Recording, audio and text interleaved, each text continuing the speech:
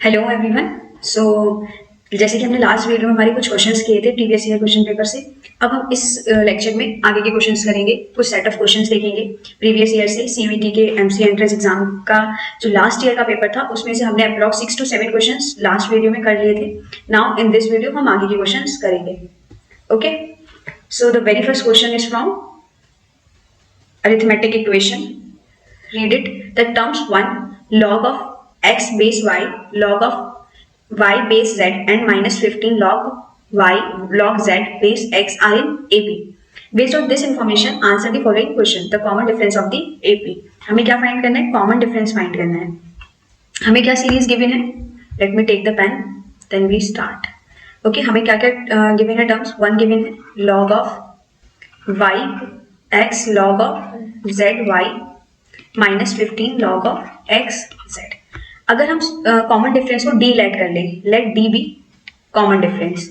Okay, तो अगर मैं ये सीरीज कॉमन डिफरेंस एपी क्या होता है? एपी क्या होता है? जिसमें जितनी भी टर्म्स हमें दी हुई हैं उनके बीच का कॉमन डिफरेंस सेम होना चाहिए। मीन्स 1 2 3 4, तो 2 में से अगर मैं 1 को माइनस कर रही हूँ 1 आ रहा है, 3 में से 2 1, तो ये कॉमन डिफरेंस हमारा क्या आ रहा है? सेम आ रहा है। तो ये सीरीज क्या होगी? ये एपी की सीरीज होगी। सिमिलरली यहाँ पे डी जो होगा इन सब में सेम होगा। तो अगर मैं लॉग ऑफ वाई एक्स करूँ, मतलब अगर मुझे log of X base Y को फाइंड करना है तो मैं ऐसे कर सकती हूँ कि 1 में मैं डी को प्लस कर दूं। कर सकते हैं, इक्वेशन 1 ले लेते हैं इसको। Now log of Y base Z को अगर मैं फाइंड करना चाहूँ तो कैसे कर सकते हैं? अगर इन दोनों के बीच का डिफरेंस डी है, ओके, और इन दोनों के बीच का डिफरेंस डी है, तो इस टर्म को अगर मुझे फाइंड करना हो 1 से, तो इन दोनों के बीच में क्या हो जाएगा? 2d हो जाएगा। तो ये क्या हो जाएगा? 1 प्लस 2d। इक्वेशन सेकंड ले लेते हैं। Now the third term is minus 15 log X Y. अगर इन दोनों के बीच का डी डिफरेंस है, इन दोनों के बीच का डी डिफरेंस है, इन दोनों के बीच का डी डिफरेंस है, तो अगर मुझे 1 के टर्म में minus 15 log x log z base Y को find log z base x को फाइंड करना होगा तो कैसे कर सकते हैं? 1 प्लस 3d कर सकते हैं। हमने 3 इक्वेशंस ऐसे फाइंड कर ली। अगर मैं इस इक्वेशन को मॉडिफाई करूं तो क्या होगा? मैं x को फाइंड कर सकती हूँ y 1 प्लस डी ऐसे करके। ये हमने लॉग के लेक्चर में देखा था, ये सारी प्रॉपर्टीज कैसे होती हैं कि अगर मुझे x को फाइंड करना है तो जो बेस में वैल्यू होती है वो RHS पे जाती है और जो RHS पे वैल्यू होती है वो पावर में चली जाती है। ओके, सिमिलरली यहाँ पे क्या होगा? z इक्वल्स टू y, एक सेकेंड, बेस गलत लिख दिया है यहाँ पे ये गलत लिख दिया है मैंने, यहाँ पे उल्टा लिखा है, ये है log जेड वाई। ओके, तो यहाँ पे क्या होगा कि y को मैं निकाल सकती हूँ z 1 प्लस 2d, सिमिलरली किया है। यहाँ पे z को हम फाइंड कर सकते हैं x 1 plus 3d, okay, upon 15। पहले 15 को अपॉन में ले आएंगे, यहाँ पर माइनस साइन भी आ जाएगा हमारा, एंड देन हम z को फाइंड कर लेंगे। इतना आपको समझ आया होगा। अब अगर मैं देखूँ तो मेरे पास तीनों की वैल्यू आ गई है। x की वैल्यू आ गई है y की पावर में 1 प्लस डी, y की वैल्यू आ गई है मेरे पास z की पावर में 1 प्लस 2d, z का वैल्यू आ गया है x की पावर में माइनस 1 प्लस 3d अपॉन 15। मेरे पास तीनों का वैल्यू आ गया है। अब मैं क्या करूंगी? वैल्यूज को पुट करेंगे। कैसे? x वाला टर्म ले लेते हैं। ओके, नाउ y का वैल्यू पुट कर देंगे यहाँ पे। तो क्या है y का value? z 1 plus 2d, already हमारे पास पावर में एक और है तो मल्टीप्लाई में चला जाएगा, that is 1 plus d। Now अब हम किसकी वैल्यू पुट करेंगे? z की वैल्यू पुट कर देंगे। x इक्वल्स टू z में है हमारा, x की पावर में है minus 1 plus 3d upon 15, 1 plus d and 1 plus 2d। तो अगर मैं LHS एंड RHS की बेस सेम है तो हम पावर को कंपेयर कर सकते हैं। अगर हम पावर को कंपेयर करेंगे तो मेरा minus 1 plus 3d 1 plus d and 1 plus 2d upon 15 equals to क्या आ जाएगा? 1 आ जाएगा। अंडरस्टैंडेबल है? मैं यहाँ का रिमूव कर रही हूँ थोड़ा सा ताकि हम आगे कंटिन्यू कर सकें। ओके, अब आगे क्या करेंगे? अब सिर्फ हमें क्या करना है? हमारे पास ये एक्सप्रेशन आ चुका है तो इस एक्सप्रेशन को थोड़ा सा और मॉडिफाई करते हैं। 15 को RHS पे ले जाते हैं। Okay, 1 plus D and 1 plus 2d equals to 15। Simply हमें ऑप्शंस दिए हैं, अब हम d की वैल्यू पुट करके देख लेंगे इंस्टेंट ऑफ कि हम उसको क्यूबिक इक्वेशन बनाएं, देन क्यूबिक इक्वेशन से उसके 3 रूट्स फाइंड करें और फिर डिसाइड करें कि उसका कॉमन डिफरेंस कितना होगा। इसके बदले हम क्या करेंगे, हमें 4 ऑप्शन दिए हैं, हम यहाँ पे 4 ऑप्शंस पुट करके देख लेंगे, जो इस इक्वेशन को सेटिस्फाई कर रहा होगा वही d की वैल्यू होगी। तो पहला ऑप्शन 2 है, 2 पुट करके देख लेते हैं, माइनस 1 + 6 1 + 2 1 + 4 दैट इज 7 × 3 × 5, ये हो रहा है जो कि इक्वल नहीं है, 15 के इक्वल नहीं है। इट मीन्स ऑप्शन फर्स्ट जो हो गया वो डिक्लाइन हो गया। सिमिलरली हम क्या करेंगे, हम हमारे सेकेंड ऑप्शन को चेक करेंगे। मैं पूरी स्लाइड ही क्लियर कर देती हूँ। ओके, अब हम सेकेंड ऑप्शन को करेंगे। हमारे पास क्या था, इक्वेशन हमारे पास क्या आई थी, -1 + 3d 1 + d and 1 + 2d equals to 15। Second option में क्या है, -2 है, माइनस ये रहेगा, 3 × 2 = 6 1 - 2 that is -1 1 - 4 equals to 15।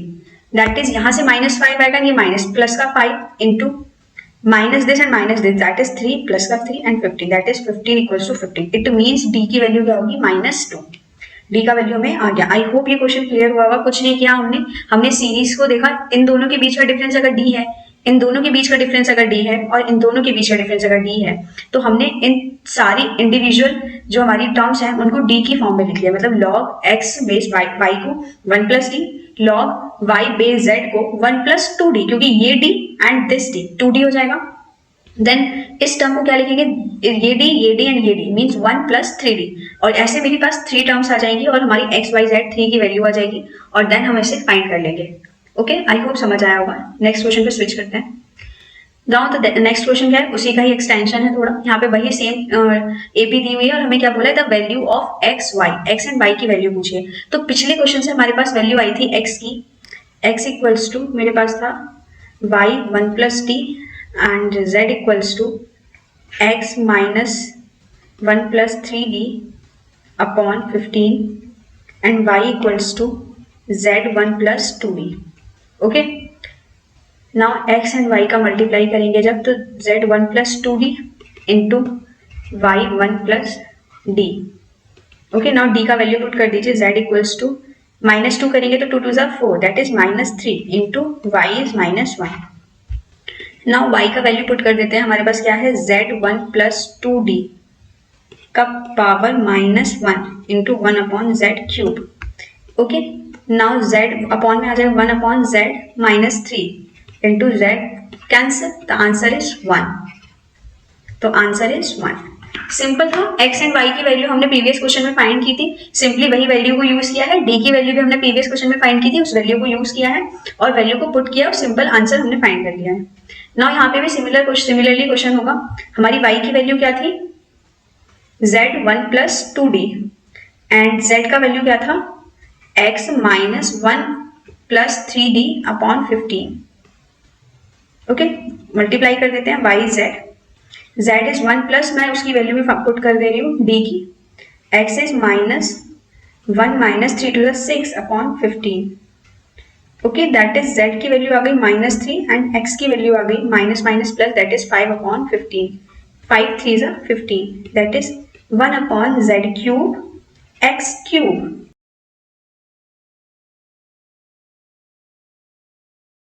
Now the next question is match the following. मतलब हमें 2 लिस्ट दी हैं, हमें आंसर्स मैच करने हैं। तो हम पहले फर्स्ट क्वेश्चन को चेक करते हैं ताकि हमें उससे पता चल जाए कि हमें कौन से ऑप्शंस को कंसिडर करना है, कौन से को डिस्कार्ड करना है।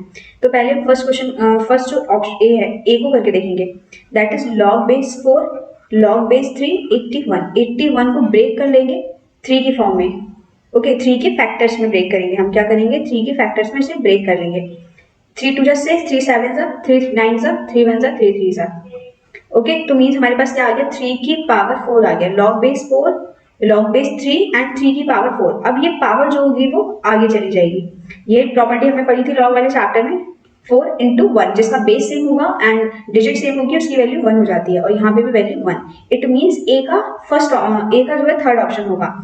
मतलब फर्स्ट ऑप्शन कैंसिल हो जाएगा, सेकंड भी कैंसिल। हमारे पास दो ऑप्शन है 3 एंड 4, उसमें हमें चेक करना है। अब हम यहाँ पे बहुत स्मार्टली वर्क करेंगे, क्यों, हमें टाइम बचाना है अपना। ऐसा नहीं है कि हम पागलों की तरह बी भी चेक कर रहे हैं, सी बी फिर डी बी, चारों ऑप्शन को चेक करेंगे, नहीं। हमें दिख रहा है कि ए का 3 ऑप्शन है, ओके, बी का ऑप्शन सेम दिया है, इट मींस बी का तो आंसर 4 होगा ही होगा, तो हम बी को चेक नहीं करेंगे। हमारे पास दो ऑप्शन है सी एंड डी जो डिफरेंट है, इन दोनों में से किसी एक को हम चेक कर लेंगे। तो हम डी को चेक कर लेते हैं एक बार, दैट इज एक बार चेक करते हैं डी को, log 2 base 2 log base 2 and 256 को ब्रेक कर लेंगे हम किसमें, 2 के फैक्टर्स में, जैसे कि हमने 81 को किया similarly, that is 2 1 2, 2 2 2 8 2 6 2 4 2 3 2 2 1 6 8 4 2 1, that is 2 2 2 2 2 2 and 2. Count it 1 2 3 4 5 6 7 8, 2 की पावर 8 क्या आया हमारे पास, log base 2, log base 2 and 2 की पावर 8, दिस पावर क्या होगी, आगे चली जाएगी, log base 2 2 into 1 sorry 8 into 1। Now 8 को फिर से अगेन ब्रेक करेंगे 2 की पावर में, दैट इज 2 की पावर 3, दैट इज पावर आगे चली जाएगी into 1, that is answer is 3, means second option, D का ऑप्शन सेकंड है, means fourth option is correct. अब इन चार में से हमने सिर्फ दो ही ऑप्शन को चेक किया और दो ऑप्शन चेक करके हमें आंसर मिल गया। तो ऐसे हमें स्मार्टली वर्क करना है, अपना टाइम बचाते हुए चलना है पेपर में भी। ऐसा नहीं है कि आंख बंद करके बिना दिमाग लगाए बस किए जा रहे क्वेश्चन, ऐसे नहीं करना है, टाइम को सेव करते चलना है ताकि मैक्सिमम क्वेश्चन हम अटेम्प्ट कर सकें। Okay, now the next question is, हमसे पूछा है कि the straight lines this and this forms a triangle which is right angle equilateral isosceles and right angle. तो हमारे पास एक ट्राइंगल दिया है जिनकी इक्वेशंस दी हैं। तो अगर मैं देखूं मेरे पास ट्राइंगल है A B and C, okay, अगर मैं इसके कोऑर्डिनेट फाइंड कर लूं, इसके कोऑर्डिनेट फाइंड कर लूं एंड इसके कोऑर्डिनेट्स फाइंड कर लूं, तीनों के कोऑर्डिनेट फाइंड करके डिस्टेंस फॉर्मूले से डिस्टेंस निकालूंगी तो पता चल जाएगा। अगर तीनों साइड इक्वल है तो मेरे पास क्या आ जाएगा, इक्विलेटरल, दो साइड्स इक्वल है तो आइसोसेल्स हो जाएगा। अगर हाइपोटेनियस की स्क्वायर के और दो अदर साइड्स की स्क्वायर के सम के इक्वल है तो वो राइट एंगल होगा, और दो साइड्स इक्वल है प्लस मेरी दो साइड्स इक्वल के साथ साथ तीसरी साइड के स्क्वायर के इक्वल भी है तो isosceles and right angle triangle होगा। अब हम कोऑर्डिनेट कैसे फाइंड करेंगे, हम इंटरसेक्शन पॉइंट निकाल लें तो हमारा कोऑर्डिनेट आ जाएगा, okay, x plus 3y equals to 4, बस इंटरसेक्शन पॉइंट निकालना है। ऐसे करके आपने निकाला भी होगा, x से x कैंसिल हो जाएगा, that is -2y and that is -4, that is y equals to 2। अभी कौन सी लाइन की इक्वेशन है, मान लेते हैं ये वाली इक्वेशन, ये फर्स्ट है, ठीक है, ये सेकंड है एंड ये क्या है, थर्ड है, ओके। तो ये फर्स्ट, ये सेकंड एंड ये थर्ड, तो मैं c के कोऑर्डिनेट अभी निकाल रही हूँ क्योंकि मैं सेकंड एंड थर्ड को कर रही हूँ। मेरे पास जब y की वैल्यू आ गई है तो किसी एक इक्वेशन में अगर मैं y की वैल्यू को पुट कर दूंगी तो मेरे पास x की वैल्यू भी आ जाएगी, x इज -2, तो कोऑर्डिनेट क्या आ गया, -2, 2 c का, ओके। अब 1 एंड 2 का इंटरसेक्शन देखेंगे तो x plus Y equal to 0 and 3x plus Y equals to 4, y cancel हो रहा है हमारा, that is -2x equals to -4, that is x equals to 2. Now x equals to 2 then y equals to -2.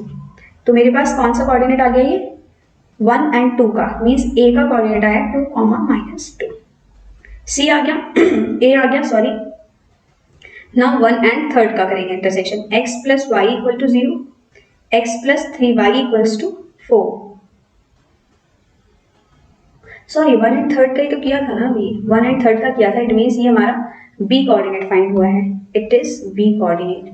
Now c coordinate अब हमें find करना है, कौन सा कोऑर्डिनेट फाइंड करना है, c कोऑर्डिनेट फाइंड करना है। तो c कोऑर्डिनेट फाइंड करने के लिए 2 एंड 3 का इंटरसेक्शन अब हम करेंगे, ओके, 2 एंड 3 का इंटरसेक्शन करते हैं, that is 3x minus Y sorry plus Y equals to 4, x plus 3y equals to 4। अब हमारे पास दोनों डिफरेंट हैं तो सेम बनाना होगा, हम किसी एक में 3 से मल्टीप्लाई कर देते हैं, 3 3 से 9x प्लस 3y, 4 3 से 12, that is x plus 3y equals to 4, okay, cancel हो जाएगा ये, that is 8x and 8, x equals to 1। Now y equals to 3 plus y equals to 4 and y equals to भी 1, it means c coordinate मेरा आ गया 1, 1।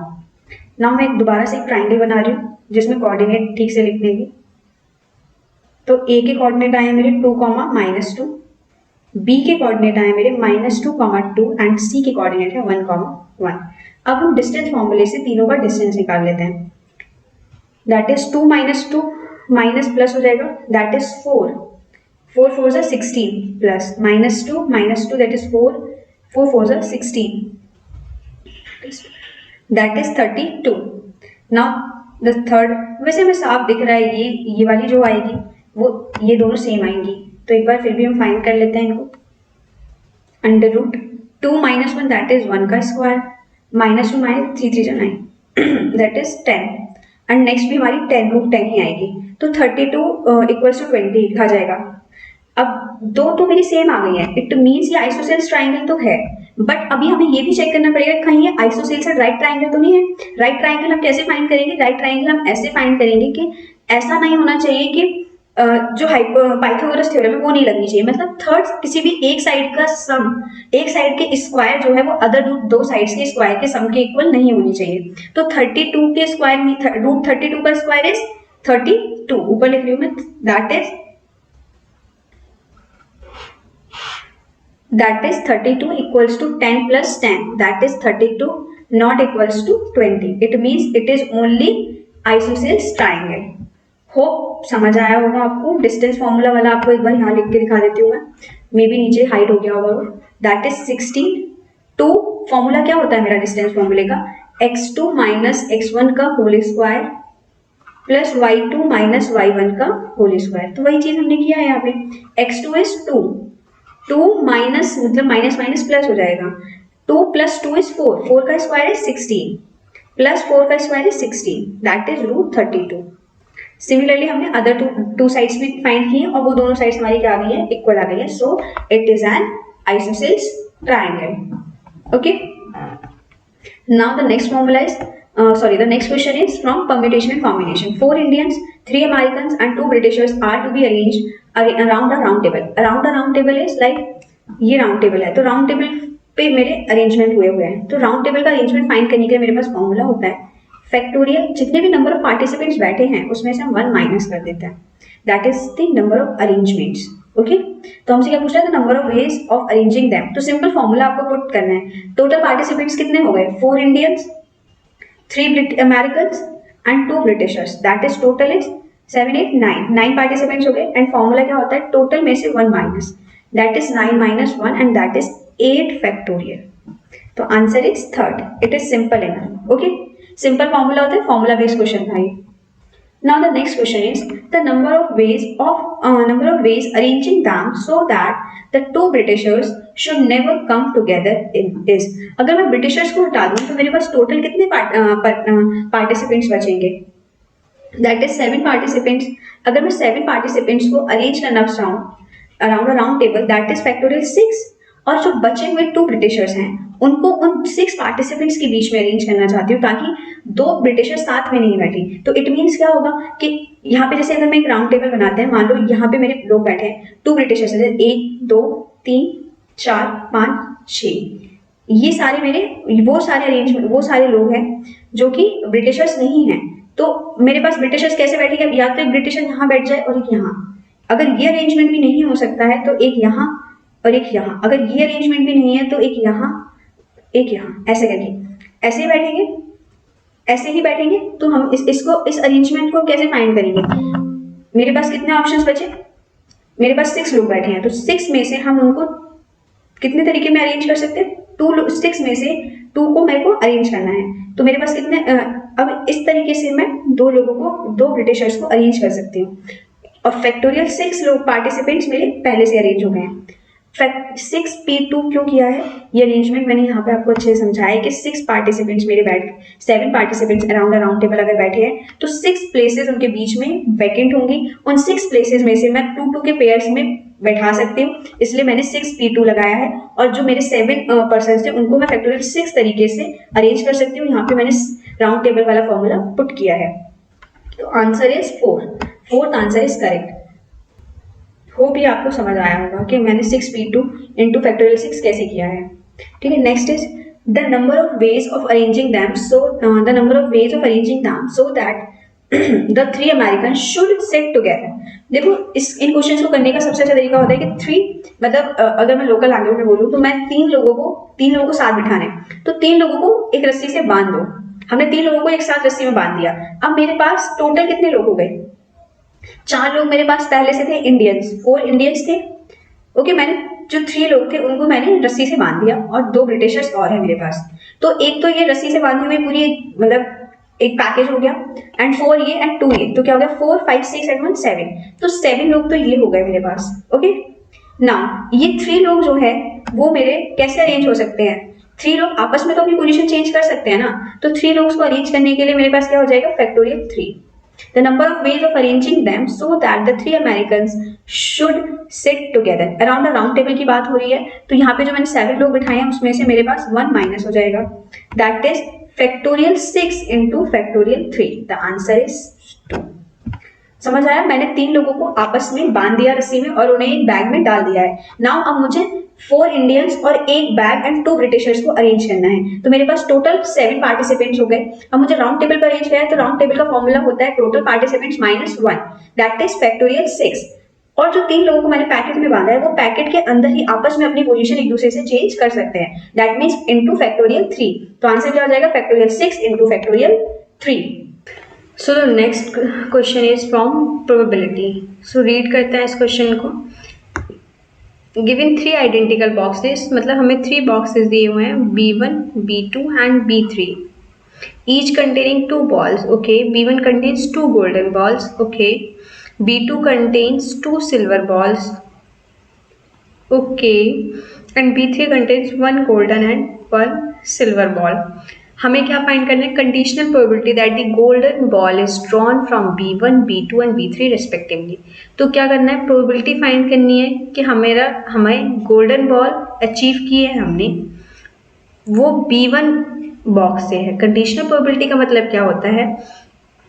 हमें probability find करनी है कि वो बॉल जो है वो B1 बॉक्स से है, और हमें ये पहले से पता है कि G जो है ऑलरेडी हो चुका है, मतलब हमें B1 की प्रोबेबिलिटी फाइंड करनी है, वेयर एज वी नो कि G इवेंट ऑलरेडी अकर्ड। इस क्वेश्चन में क्या होगा कि हमें फाइंड करना है कि B1 बॉक्स से बॉल है, और ये हमें पहले से पता है कि जो बॉल है वो गोल्डन कलर का है, तो प्रोबेबिलिटी क्या होगी? दोनों ही गोल्डन बॉल है, तो 1 प्रोबेबिलिटी होगी हमारी इसमें।